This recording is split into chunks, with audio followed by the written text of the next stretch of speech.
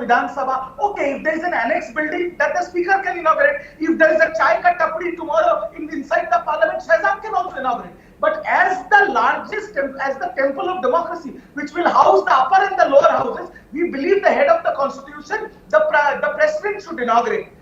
This Shahzad said, we supported Yashwant Sinha. My leader Mamata Banerjee clearly came out and said, if BJP would have announced their candidate Miss Murmu right at the onset, we would have supported Miss Murmu. So there is no contest. No, Riju, but once again, you are saying, oh, you opposed it in 2020 when there was COVID and people were gasping for breath. That was 3 years ago. This is 2023, right, and this parliament building is probably going to be there for another 50, 60, maybe even 100 years, right? The question then is, why are you opposing something that is going to far outlast individual political personalities who may be there right now? Because it is absolutely based on fundamentals. Prime Minister Modi, even though he is the Prime Minister of India, he is also the largest and the only leader of a political party that we oppose. So instead of him, I think when all the opposition parties are united and at dagger's head with the BJP, who is spearheaded by Prime Minister Modi, rather than making it a photo of the BJP, this might have to keep politics out of it. This should have been inaugurated by the president, who is completely non-political, and there wouldn't have been any politics over it. Okay, let me bring in Dr. Ajoy Kumar. Let me bring in Dr. Ajoy Kumar of the Congress. Dr. Ajoy Kumar, you heard from Hardeep Puri, the minister, today saying that, in 1975, when the Parliament Annexi building was opened, it was opened by the then Prime Minister Indira Gandhi. In 1987, when the library building in Parliament was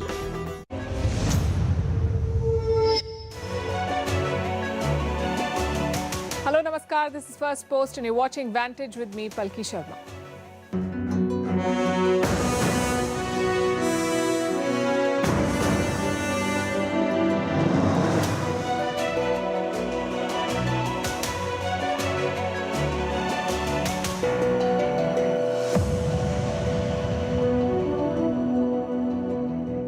The US is staring at a default, a debt default by the government. It could happen as soon as next Thursday, the 1st of June. President Joe Biden is trying hard to strike a deal with the Republicans, but it hasn't happened yet. On Vantage tonight, as we bring you the updates, we'll discuss what a US default will mean for the world. What will it mean for you, and why should you care? Prime Minister Narendra Modi is in Australia and making news for a grand community event in Sydney, among other things. The WHO is back to pandering to China and keeping Taiwan out of its annual health assembly. The war in Ukraine has entered Russian territory, but Kiev denies any role in the attacks. India is striving hard to protect its image as the pharmacy of the world. It is cracking down on pharma companies that may be exporting substandard cough syrup. New York is sinking under the weight of its buildings, and parents the world over are feeling burnt out by raising children. It's more common than you would imagine. We'll discuss that. The headlines first. Indonesia and Iran sign a key trade agreement. The Iranian president is visiting Jakarta on his first official trip there. Iran wants to deepen economic ties to offset Western sanctions. Indonesia is Southeast Asia's biggest economy and the largest Muslim-majority country in the world. Relief for Imran Khan. The former Pakistan Prime Minister gets bail in 8 cases. The cases relate to the violence at the Islamabad court, the court complex, in March this year. Imran Khan's wife, Bushra Bibi, also granted protective bail in a corruption case. TikTok strikes back. The China-owned video-sharing app sues the U.S. state of Montana. Montana has banned TikTok. The law will come into effect from 2024. TikTok claims the ban violates the right to free speech. WhatsApp users can finally edit their messages, but there's a catch. You can do so only within 15 minutes of sending the message. It's a move to keep up with competitors like Telegram and Discord. WhatsApp has over 2 billion users, and India is its largest market. And France's short-haul flight ban comes into force. All flights between cities possible in less than 2.5 hours by train are now banned. The move was part of a 2021 climate law.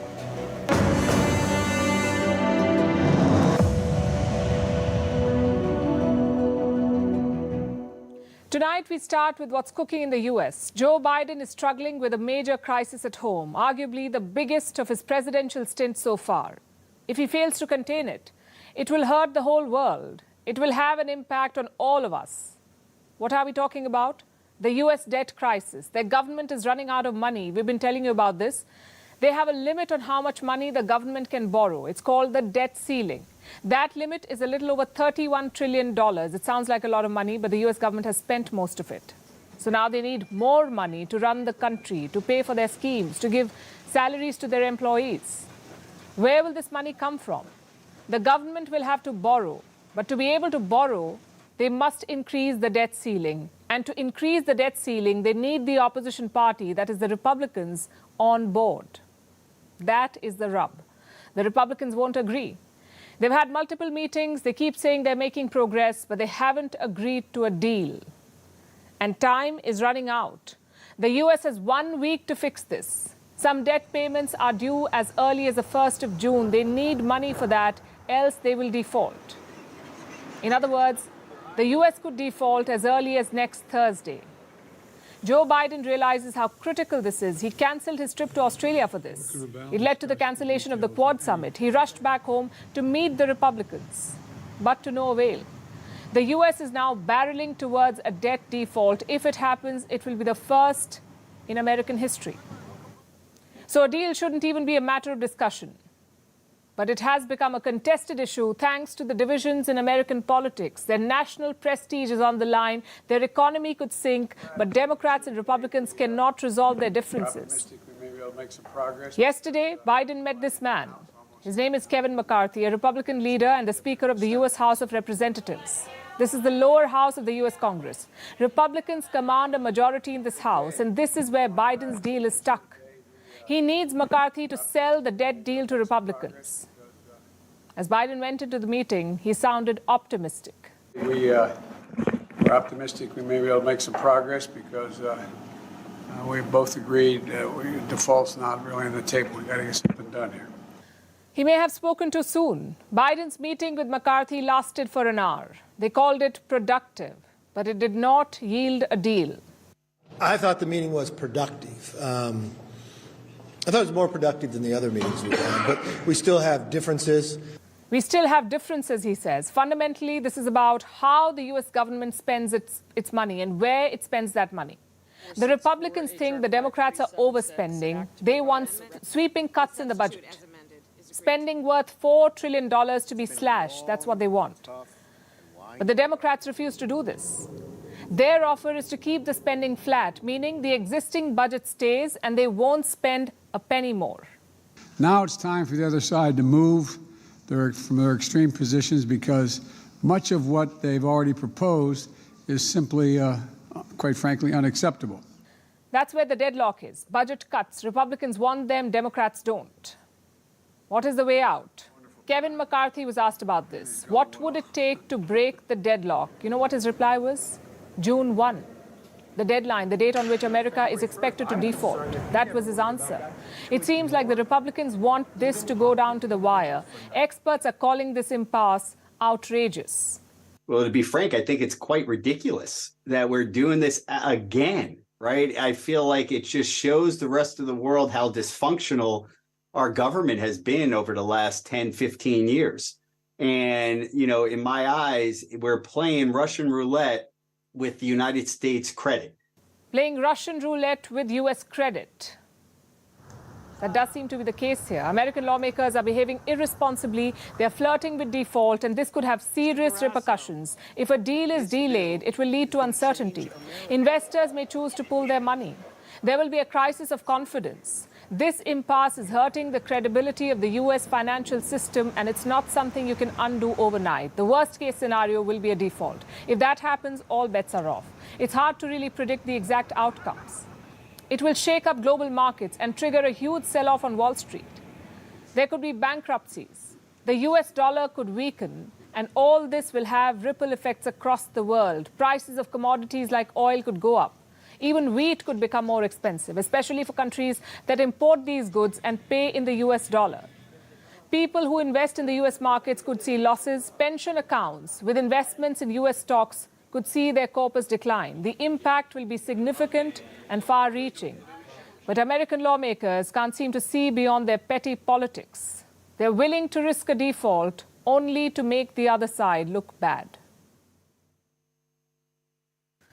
The debt ceiling has kept Biden occupied. He was supposed to be in Papua New Guinea on Monday. Instead, he was back in Washington. Biden sent his top diplomat in his place. That's Secretary of State Anthony Blinken. Blinken had two jobs in Papua New Guinea. A, make up for Biden's absence, and B, close a security agreement. We're focusing on that second one, the U.S. Papua New Guinea Security Agreement.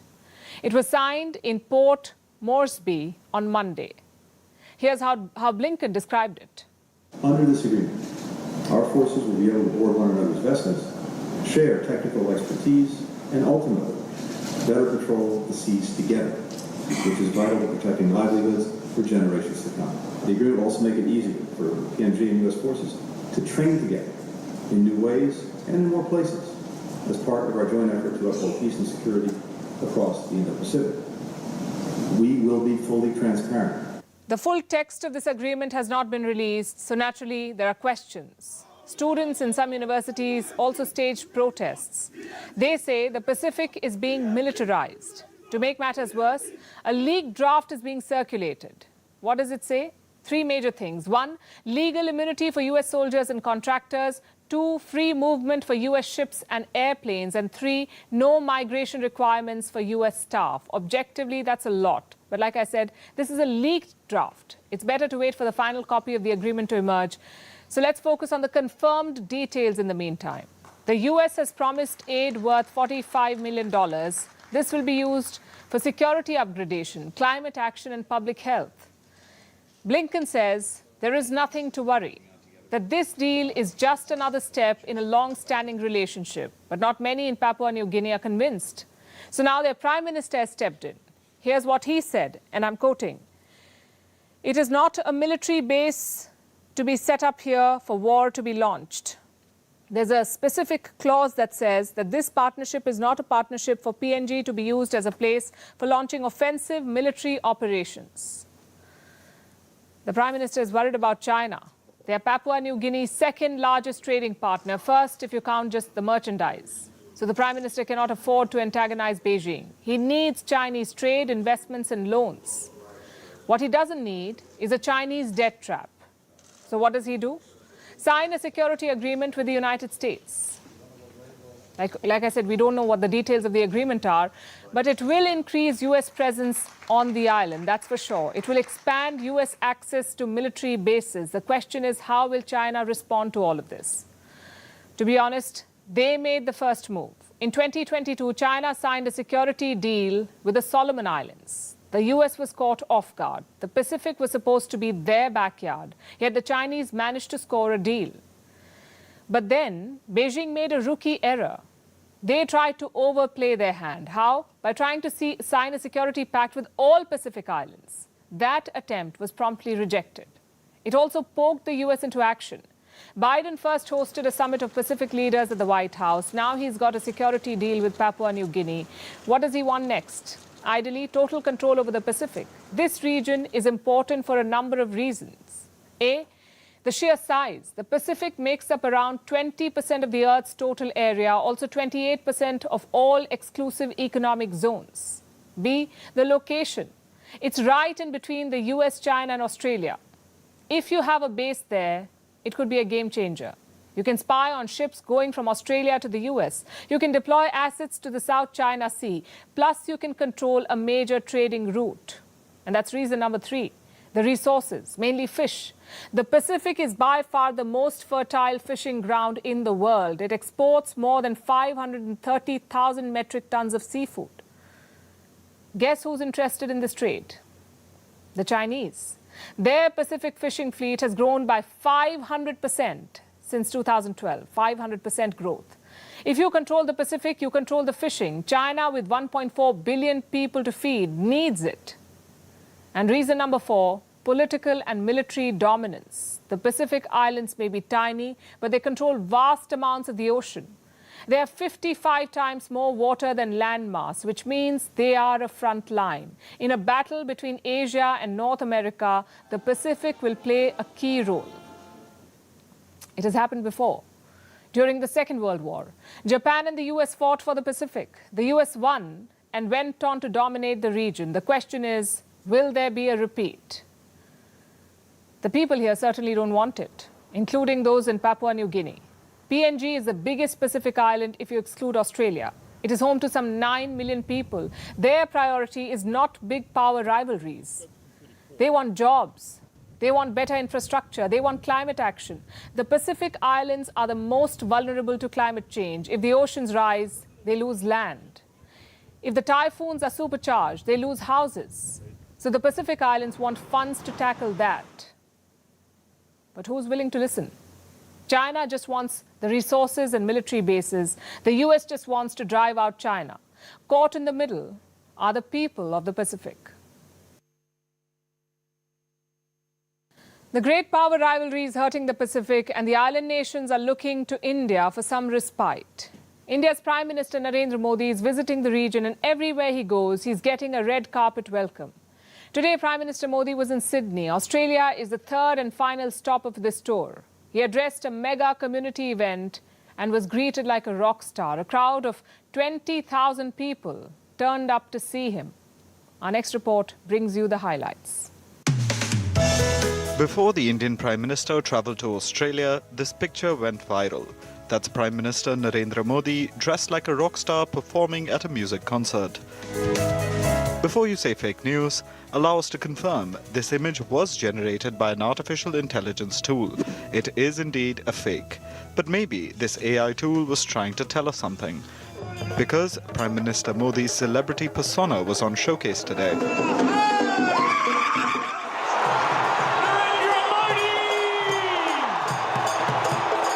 The occasion was a community event. It had all the hallmarks of a rock concert. A crowd of 20,000 people filled the Kudos Bank Arena in Sydney. There were cultural performances. The crowds cheered for the Indian Prime Minister, and the Prime Minister made his way inside the stadium with his Australian counterpart, Anthony Albanese.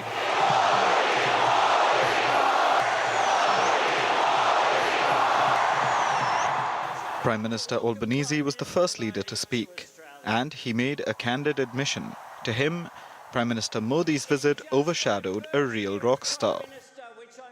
I said to my friend, the Prime Minister, before, the last time I saw someone on the stage here was Bruce Springsteen, and he didn't get the welcome that Prime Minister Modi has got.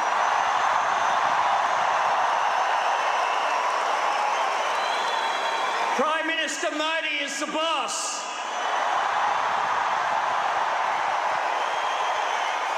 The grand event was a celebration of the India-Australia relationship. Prime Minister Albanese and his team went all out to demonstrate Australia's special relationship with India. At the reception, the two leaders revealed a plaque. Australia will rename a suburb in Sydney. A hub called Harris Park will now be known as Little India. The Indian Prime Minister reciprocated. In his address, he highlighted India's deepening ties with Australia. साथियों, एक समय था जब कहा जाता था कि Bharat Australia के संबंधों को 3C डिफाइन करते हैं। ऐसा पहले कहा जाता था। ये कौन से 3C हैं? कॉमनवेल्थ, क्रिकेट और करी।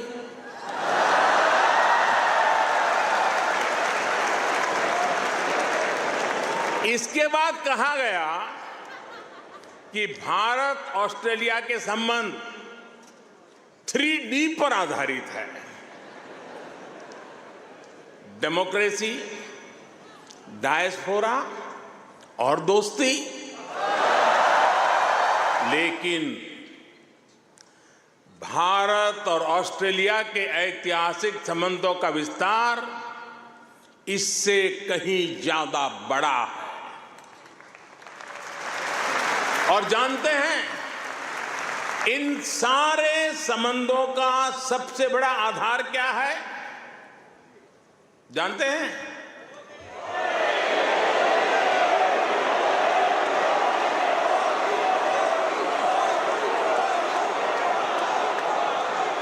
जी नहीं, सबसे बड़ा आधार है म्यूचुअल ट्रस्ट और म्यूचुअल रिस्पेक्ट।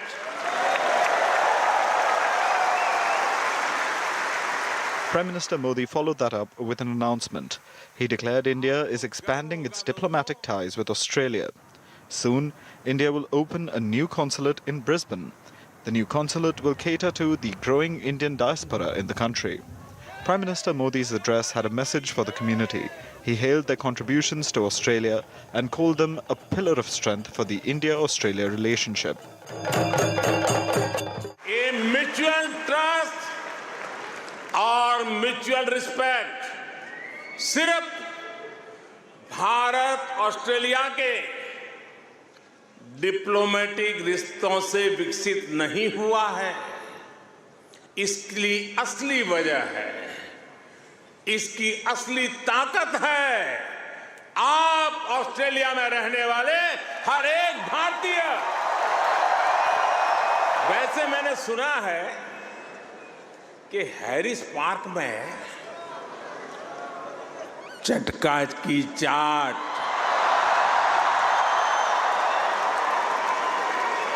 जयपुर स्वीट्स की जलेबी, उसका तो कोई जवाब ही नहीं है। मेरी आप सबसे रिक्वेस्ट है, आप लोग कभी मेरे मित्र PM एल्बेनीज़ी को भी वहां जरूर ले जाइएगा। The grand reception highlights India's growing stature in global affairs too, a fact that the Prime Minister underlined as well. He called India's position in the world as the force of global good and a bright spot for the global economy. मैं ये बात फिर दोहरा रहा हूं, आज दुनिया की सबसे बड़ी और सबसे युवा टैलेंट फैक्ट्री जिस देश में है वो है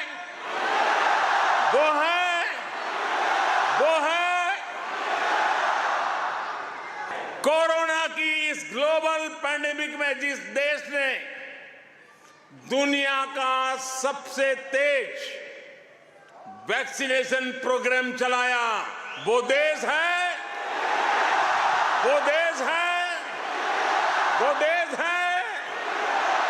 आज जो देश दुनिया की फास्टेस्ट ग्रोइंग लार्ज इकोनॉमी है वो है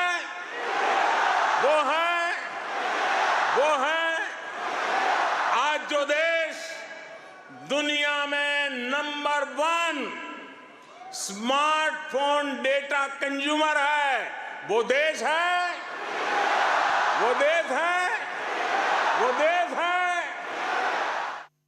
On the sidelines, Prime Minister Modi met with several celebrities and influencers. This included pop star Guy Sebastian and celebrity chef and TV host Sarah Todd. Prime Minister Modi's visit now sets the tone of future engagements with Australia. The Indian Prime Minister wants a closer relationship. He has spelled out 2 priorities: defense and security ties. These priorities are aimed at one adversary, China. Beijing has targeted both Canberra and New Delhi with military provocations. But the threat from China doesn't define this partnership. Instead, it's only reinforcing the need for like-minded partners to work together.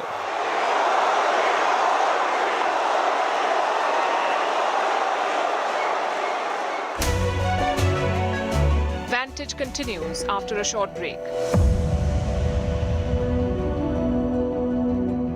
Assembly building shouldn't have been the governor, but forget that also. If they have so much newfound respect for the Honorable President, they should now start by saying sorry that we did not vote for her. Instead, we voted for a turncoat like Yashwant Sinha. And they must also tell us that this is the same Congress party, and Ajay Kumar is joining us, who called her a person, quote unquote, of evil mindset. Okay. In fact, the JMM took opposition to that. So much for the Samman for Draupadi Murmuji. They boycotted her first speech. So please, I think this newfound respect that they have, having said that, it doesn't evade the fact that Congress, every project which is done in national interest, they do a U-turn and they start opposing.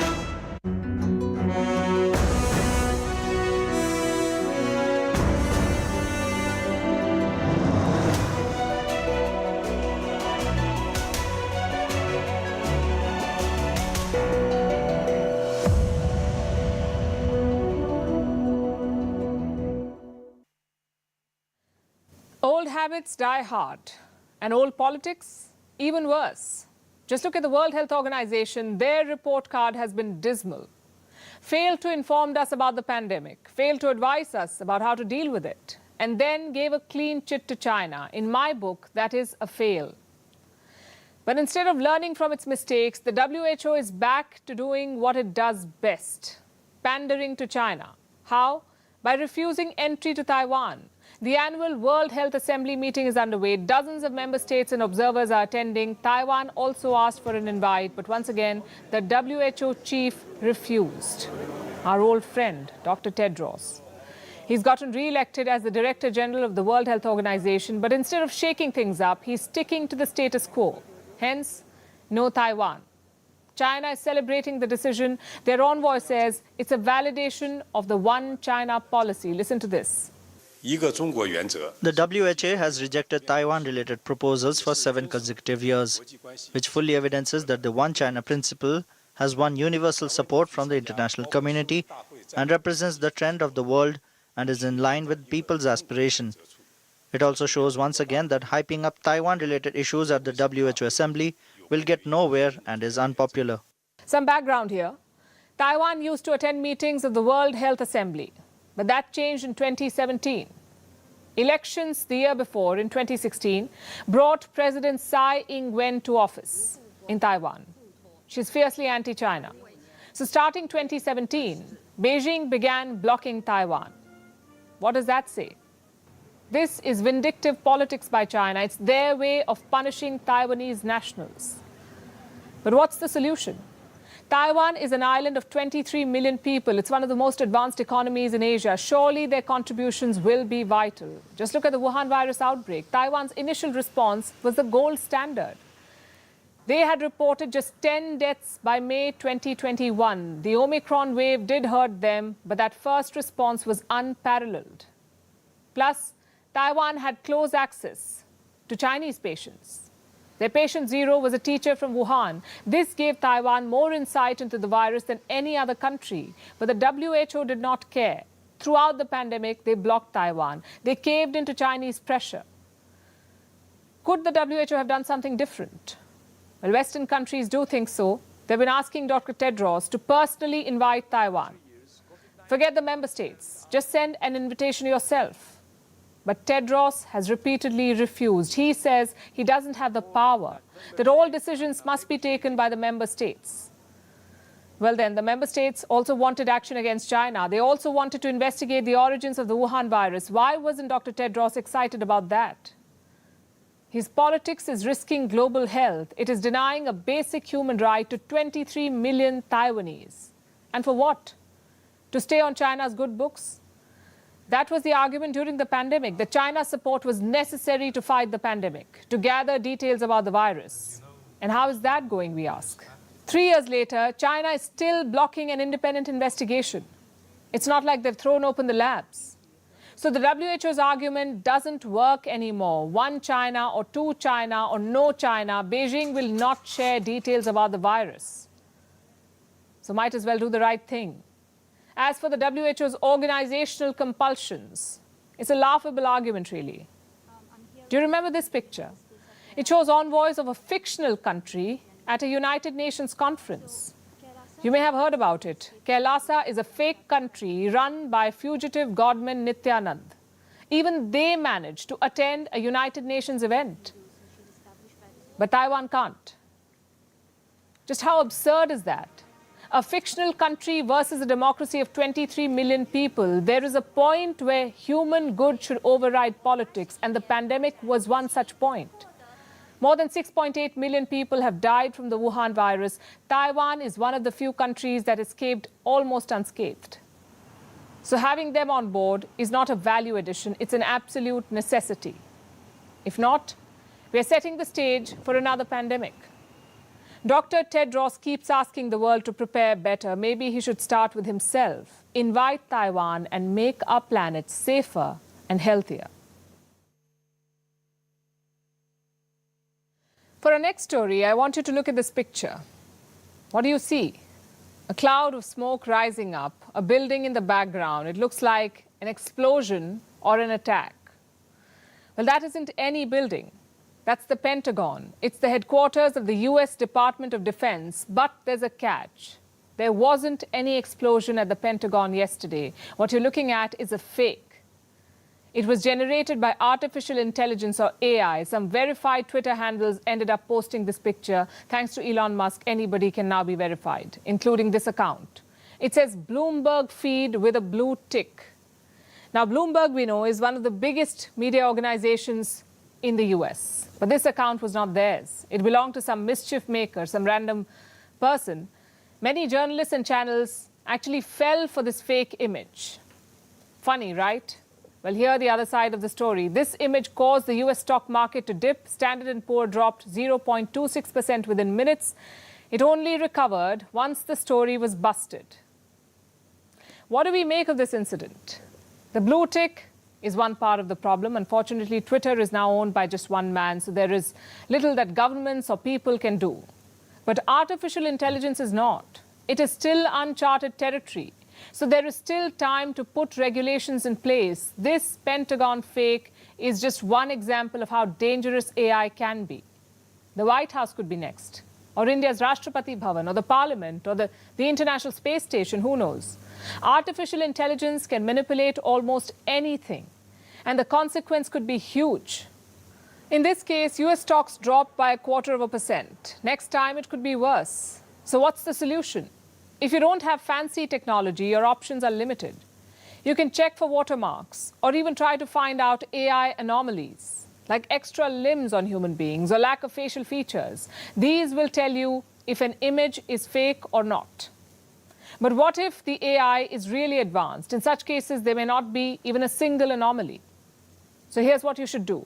Check for other reports or pictures of the same event. Take this Pentagon example.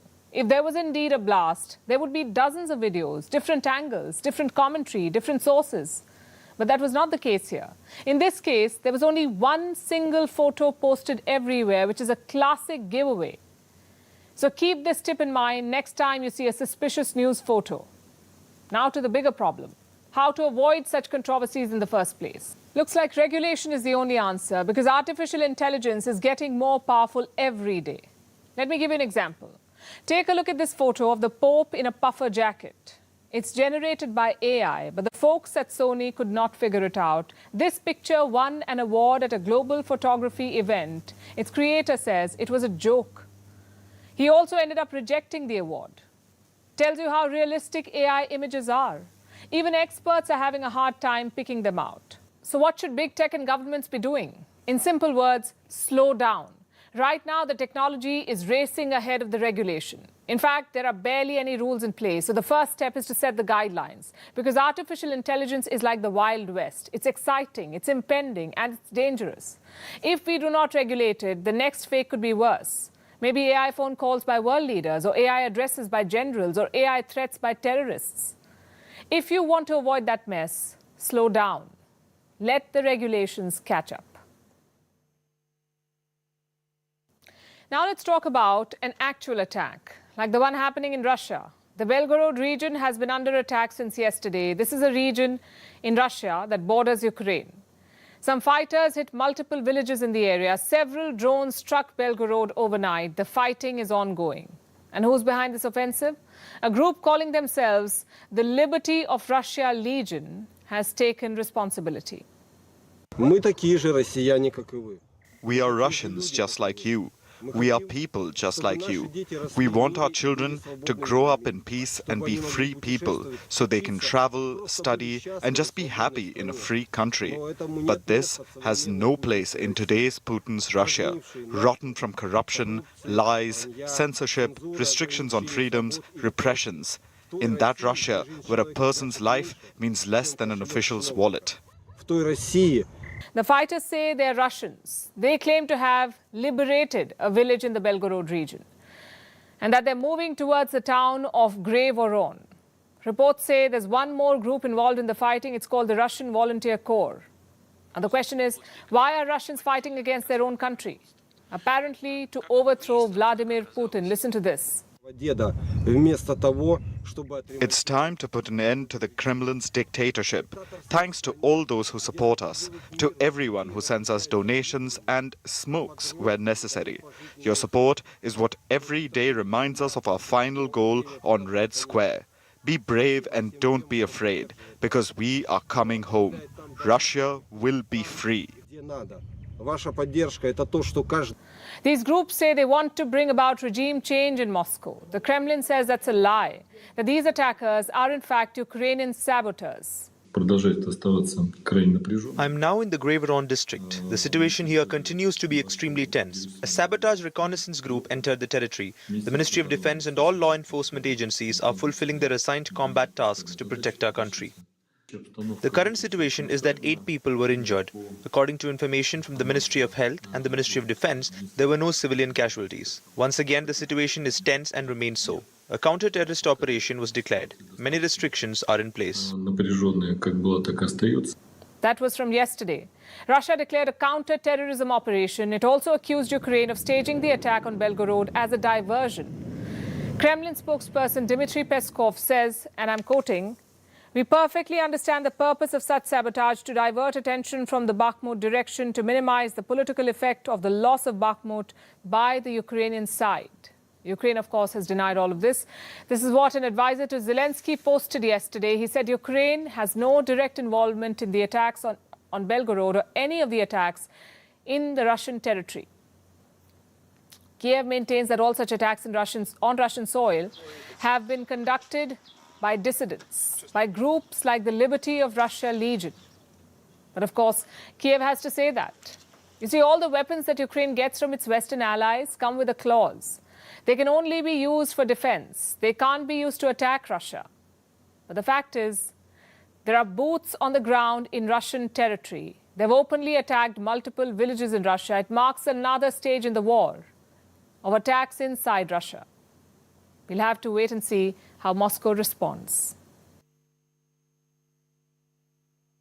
Meanwhile, India is working to burnish its credentials as the pharmacy of the world. The pandemic established that. India sent life-saving vaccines and medicines to the whole world. But last year, there was an unfortunate turn of events. Cough syrups exported from India were linked to the deaths of children. Almost 100 children in Gambia and Uzbekistan died. India's reputation took a hit. The government swung into action. It came up with a more comprehensive regulatory mechanism. And the new rules will come into effect soon. All cough syrups meant for export will have to be tested, and this testing will take place in government labs in India. This will serve 2 purposes: regulate pharma companies and allay the fears of importing countries, not to mention protect India's reputation as a pharmaceutical hub. Our next report has more. India's rise as a global pharmaceutical powerhouse is well known. During the COVID-19 pandemic, it stepped up to help the world with vaccines. India's pharmaceutical sector is renowned for effective medicines at competitive prices, but that reputation has recently taken a hit. It was caused by reports of deaths linked to cough syrups exported from India. Children were the victims of these faulty cough syrups. So, the Indian government rushed to take action, and now it has come out with a new set of rules. From June 1st, all cough syrup exports will need to be tested, that too at government labs. 7 of these labs have been marked for testing. A cough syrup sample will have to be sent to them for checks. Once they clear the tests, they will get a certificate of analysis. Only then can these cough syrups be exported. It's a thorough process to ensure there's no compromise on quality, because lives are at stake. Last October, news of faulty cough syrups emerged from the Gambia. It's a West African country of about 2.7 million people. Reports said that some cough syrups had led to the death of about 70 children. The WHO issued an alert. WHO has today issued a medical product alert for 4 contaminated medicines identified in the Gambia that have been potentially linked with acute kidney injuries and 66 deaths among children. The WHO began an investigation. It turned out all of the cough syrups had a common link. 4 medicines are cough and cold syrups produced by Maiden Pharmaceuticals Limited in India. WHO is conducting further investigation with the company and regulatory authorities in India. The investigations failed to establish a clear link between the deaths and the Indian cough syrups. But then came reports from Uzbekistan. In December, 18 Uzbek children died after taking an Indian cough syrup. It was made by Marion Biotech. It's a pharmaceutical company based in the city of Noida in northern India. In both the Gambia and Uzbekistan, the children had died due to kidney failure. The Uzbek investigation revealed that the cause was toxins in the cough syrup. The toxins are diethylene glycol and ethylene glycol. The same toxins were found in Indian cough syrup exports this year as well, this time in the Pacific Island nations of Micronesia and the Marshall Islands. India had to act fast. You see, India has a $41 billion pharmaceutical industry. It's the world's largest supplier of generic medicines. About a third of all generic drugs are from India. These go across the world, from the Gambia to the US, from the Maldives to Micronesia. Indian drugs are everywhere, so India has to ensure the very best quality. The Indian government stepped up. In March, the Drugs Controller General of India raided about 76 pharmaceutical companies. 18 pharma licenses were cancelled after the raids. And now comes this mandatory testing requirement. It's a welcome step. Hopefully, it can help save lives. Venice and New York. The former is the city in Italy, the latter in the US, quite far apart, but they share more than their love for pizza. They now share a sinking feeling because New York City, just like Venice, is sinking due to the weight of its skyscrapers. It sinks about 2 to 4 millimeters a year. Doesn't sound very much, right? 4 millimeters is 3/20ths of an inch. This descent is so slow, it sounds almost amusing. But experts say it's the very opposite of funny. New York's sinking is a serious problem, and it's an issue shared by several other cities in the world. But why is it such a threat, and what can be done about it? Here's a report. This is New York City, the Big Apple. It's America's most densely populated city, with over 8.4 million people. But do you know what else this city is home to? It's skyscrapers. New York is world famous for its buildings, and it has over 1 million of them. Can you guess how much they collectively weigh? A strange question to ask, but stay with us. They weigh 762 billion kgs. That's a lot, right?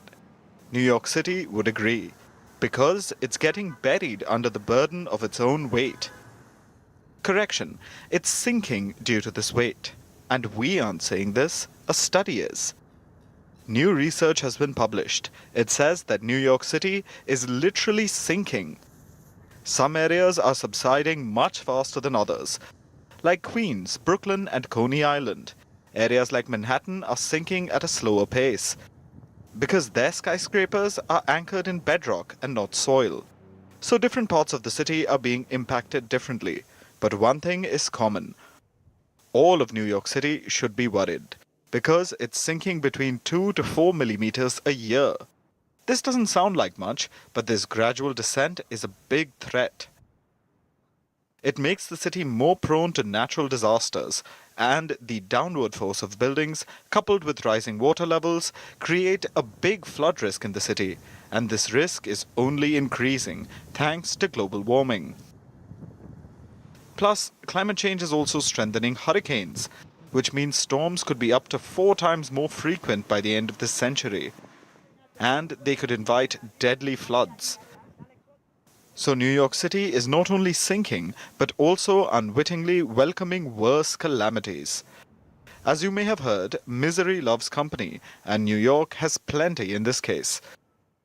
Cities across the world face a similar future, including Venice in Italy, Mumbai in India, Jakarta in Indonesia, Bangkok in Thailand, London in the UK, Lagos in Nigeria, and Dhaka in Bangladesh. Out of all these cities, only 2 are aggressively looking for solutions. The first one is Venice, which is sinking at the same rate as New York. But after years of dithering, the tourist hotspot has built seawalls, costing Italy over $5 billion. They're helping as of now, but experts are doubtful about their long-term benefits. So climate change still seems to be winning the long race. The other city is Jakarta, the capital of Indonesia. It too is sinking, and at a much faster pace than New York. But Indonesia has a solution in mind, quite opposite to that of Venice. It has called Venice's seawalls a duct tape solution. So instead, it's building a new capital city from scratch, like the child who's about to lose a game and decides it's better to start a new one rather than persist with a losing cause. So where does all this leave New York? Will it build another Big Apple on higher and drier land? Experts say unlikely, simply because this sinking is not an emergency for the city, not yet anyway. But it's surely headed in that direction, and soon they could be in the sink or swim territory, quite literally. New York is often known as the city that never sleeps, and now it has another reason to stay awake. For our last story tonight, let's talk about parenting. They say having children is like living in a frat house. No one sleeps, everything is broken, and there's a lot of throwing up. But jokes aside, the struggle is real. Because while parenthood is rewarding, it can also be exhausting. Raising a child is hard. Many say the hardest job in the world. According to a recent survey, 2/3 of parents say it's harder than they'd expected. And this is not in their heads. Research says parenting is more demanding than it used to be. Today, parents spend more time and money on their children than previous generations. They feel more pressure to be hands-on.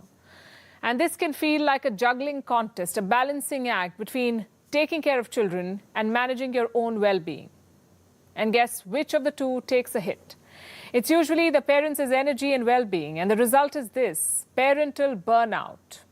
No, this is not a buzzword or a Western concept or an excuse to do less. Parental burnout is real. It affects tens of millions of parents across the world. In fact, it's probably existed for centuries, only the term is new. Think about it. The term parenting itself is relatively new. Fun fact, rather a sad fact, parenting wasn't recognized as a word in the dictionary until the 1950s. It only became widely used in the 1970s, but because of this shift, child rearing came to be seen as a task, a concept that pushes people to do more, to be more successful as parents. And this leads to pressure and then to burnout in some cases. So what is parental burnout? A lot like workplace burnout, except here parents face physical, emotional, and mental exhaustion. And this is thanks to the seemingly endless demands of caring for one's children. It's a syndrome that results from chronic parenting stress. It involves fatigue, irritability, body aches, and changes in sleeping patterns or appetite. If you show these signs, ask yourself these questions. Do you experience constant exhaustion, physical or emotional? Do you feel like you aren't doing enough? Do you feel overwhelmed with the role of being a parent? And do you feel emotionally disconnected? If you do, you may be suffering from parental burnout, and there is no shame in it. There are many out there like you. Parental burnout is a global phenomenon experienced across communities and cultures. It's highest in countries like Poland, Belgium, and the US. About 8% of all parents in these countries are burnt out. But like I said, the research is new, and these studies don't really cover some Asian countries like India and many African countries. But they do say that parental burnout is vast. Research shows that 60% parents do not routinely relax. 50% say they don't have enough time to do the things they want. And 40% say their tiredness stops them from being the parent they want to be. So what should they do? Experts say take a break. Make time for yourself. It will improve your mental and physical health. It will also help your children and your family. Start by telling yourself it's okay to take a breath, to be kind to yourself, to prioritize yourself. Parenthood can be the most special and rewarding of experiences. Children are like the gifts that keep on giving. But to make the most of it, parents need to set priorities and seek help if they're burnt out. And now it's time for Vantage Shots, images that tell the story. We're starting with India. The Natu Natu fever has reached the G20 summit, the meeting happening in Kashmir. Actor Ram Charan made delegates dance to the song. In England, water buffaloes took a dip in a new private swimming pool in Essex. The owners of the pool have sought compensation. They say the animals have ruined their pool worth over $80,000. And in Guatemala, some cliff divers took their skill and love for adventure to a new height. And finally, what makes this day, the 23rd of May, significant? We're taking you back in history. On this day in 1915, Italy declared war on Austria and Hungary, and with that, Rome entered the World War on the side of the original allies, Britain, France, Russia. Initially, when the war broke out in 1914, Italy chose to be neutral in the conflict. We're leaving you with that. Thanks for watching.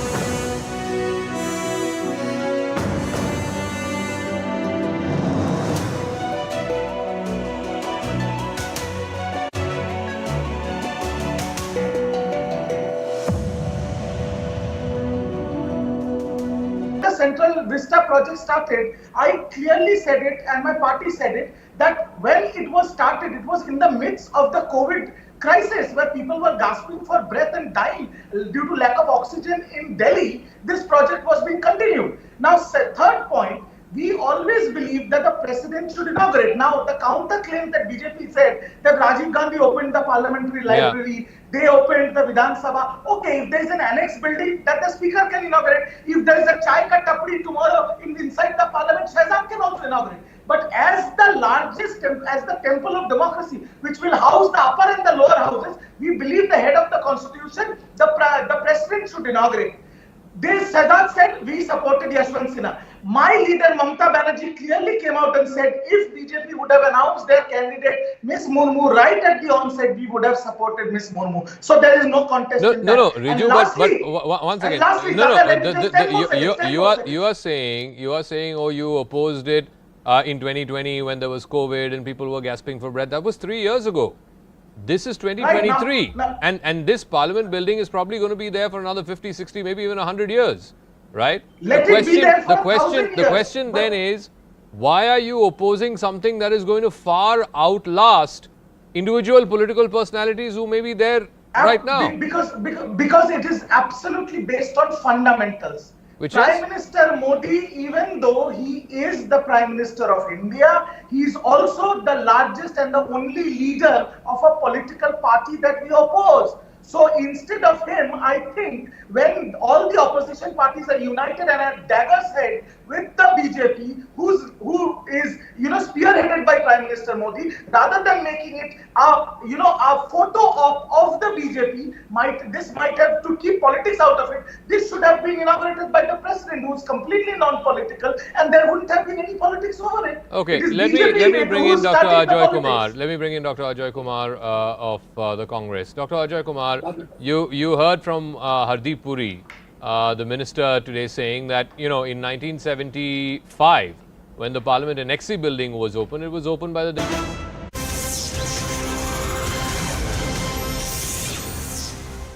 A very warm welcome. You're watching Breaking on News 18 with me, Akanksha Swaroop. Let's dive into this news segment with the latest coming in from Pakistan. We're getting in and some breaking inputs as we are learning that more and more Pakistan Tehreek-e-Insaf leaders are now leaving the party after the violence that took place on 9th of May this year. And sources are telling CNN News 18 that more than 30 Pakistan Tehreek-e-Insaf leaders have left Imran Khan after the turmoil. Meanwhile, Imran Khan has broken his silence after the former Federal Minister Shireen Mazari and former Punjab Information Minister Fayaz-ul-Hasan Chauhan have quit the party. Imran Khan has said, and I quote, "They want to crush my party, so we cannot fight the elections." Let's also listen in to what the former Pak Prime Minister had to say. ये तो तहरीक इंसाफ के ऊपर crackdown है। इसका तो इस सारी में बदनीयत ही है। ये है ही नहीं, पाकिस्तान के अंदर कानून कायम करने के लिए नहीं हो रहा। ये इस पार्टी को क्रश करने की कोशिश कर रही है, और ये अभी नहीं, ये पहले से कोशिशें चल रही हैं। जब मेरे ऊपर 150 केसेस हो गए, अब 150, 4 केसेस मेरे ऊपर हुए जब मैं जेल के अंदर बंद था।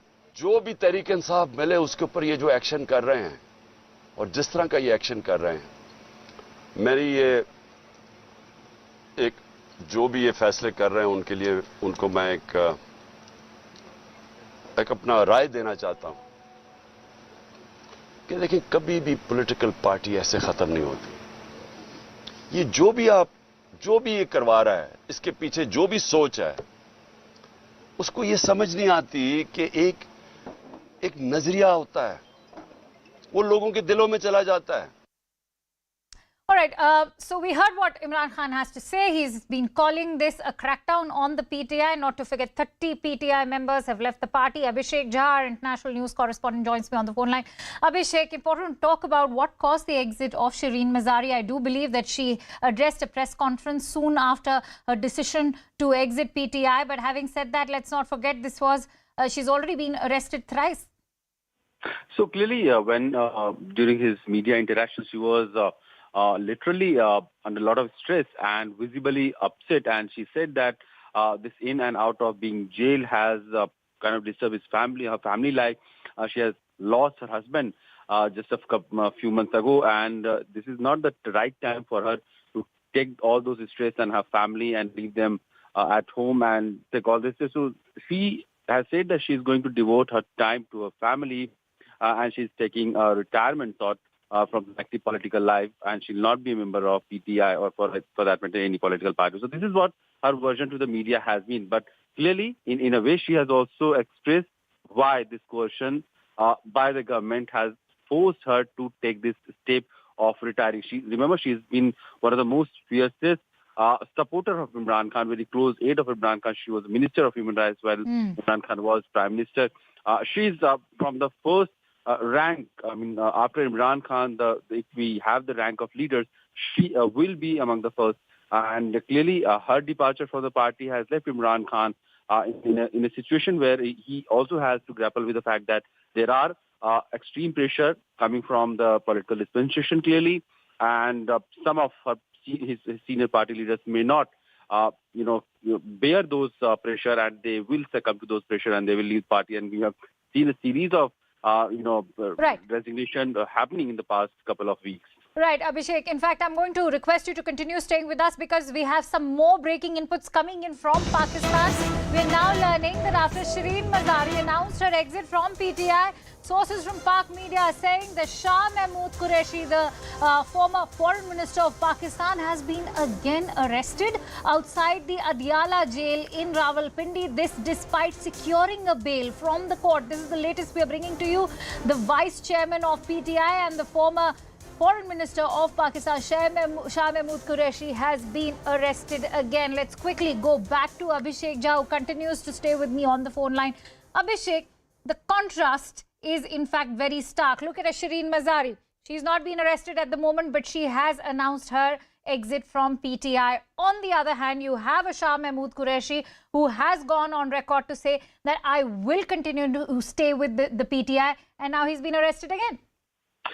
See, Akanksha, when this news of Shireen Mazari resigning from the political life and PTI came, a couple of hours from that time, it was Shah Muhammad Qureshi who was going to have this press conference, and people were speculating that, okay, he may also be another senior leader joining the bandwagon of leaders who have been deserting Imran Khan's party. But Mr. Qureshi has stood by the side of Imran Khan and see what has happened. Like within a couple of hours of him addressing the media and not succumbing to the pressure, he's again arrested. Clearly, the constitutional validity or the legal, experts can, make it a threadbare case, whether it was followed, due legal process was done or not. But it doesn't look, somebody, for a very layman also, it is very visible that there is a clear confrontation between PTI and the political dispensation, and several cases that has been slapped in the last couple of weeks against party leaders and workers of PTI could be very well connected with the politically motivated cases. The way leaders are being arrested and then getting bail and then re-arrested, then again getting bail. I remember Shah Mahmood Qureshi, he has been arrested probably fourth or fifth time within a span of last 2-3 weeks. Shireen Mazari, she was arrested for 3 times. Which country or which constitution allows a leader to be arrested and then getting bail and then on pretext of some other charges, they are again arrested? So clearly a chaos, a political, social chaos is brewing in Pakistan. One cannot say which side is on the side of truth, but there is a confrontation and all sort of legal, illegal processes are being followed by both the sides, one can say. All right, Abhishek, thank you for bringing in all those inputs and for adding context to both these breaking inputs. And with that, let's now shift focus over to Sydney, where the city has been gripped by Modi mania. Prime Minister Narendra Modi, who is in Australia for the third and final leg of his 3-nation tour, received a rousing welcome at the Kudos Arena at Sydney Olympic Park, where he arrived with Australian Prime Minister Anthony Albanese. Prime Minister Modi addressed over 20,000 diaspora members, and in his address, Prime Minister Modi emphasised on India-Australia ties and how the friendship between the two nations has strengthened over the years. Mega cultural program showcasing India's rich cultural heritage was also held. Prime Minister also will be holding a bilateral meeting with his Australian counterpart tomorrow, and the focus will remain on bilateral trade, people-to-people exchange, boosting regional cooperation and much more. Bharat और Australia के ऐतिहासिक संबंधों का विस्तार इससे कहीं ज्यादा बड़ा है। सबसे बड़ा आधार है म्यूचुअल ट्रस्ट और म्यूचुअल रिस्पेक्ट। दुनिया की सबसे बड़ी और सबसे युवा टैलेंट फैक्ट्री जिस देश में है वो है